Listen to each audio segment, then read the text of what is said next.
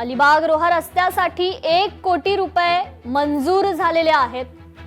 मंत्री शिवेंद्रराजे आणि सुनील तटकरेंच्या उपस्थितीत ही बैठक पार पडलेली आहे। बैठकीत रखडलेल्या कामावरून अधिकाऱ्यांची खरडपट्टी काढण्यात आली आहे। पावसाळ्यापूर्वी रस्त्याची दुरुस्ती करण्याचे आदेश देण्यात आलेले आहेत। अलिबाग रोहा रस्त्यासाठी 1 कोटी रुपये मंजूर करण्यात आलेले आहेत। मागील काही वर्षापासून रखडलेल्या अलिबाग रोहा मार्गाच्या दुरवस्थेमुळे प्रवाशांना मनस्ताप सहन करावा लागतोय।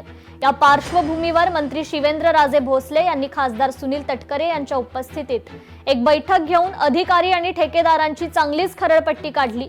हे काम तातडीने पूर्ण करावं असे निर्देश त्यांनी दिलेत।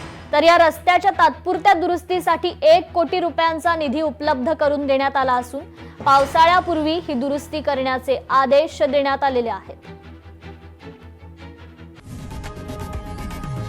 लोकशाही मराठी ऐका, पहा, जागरूक रहा।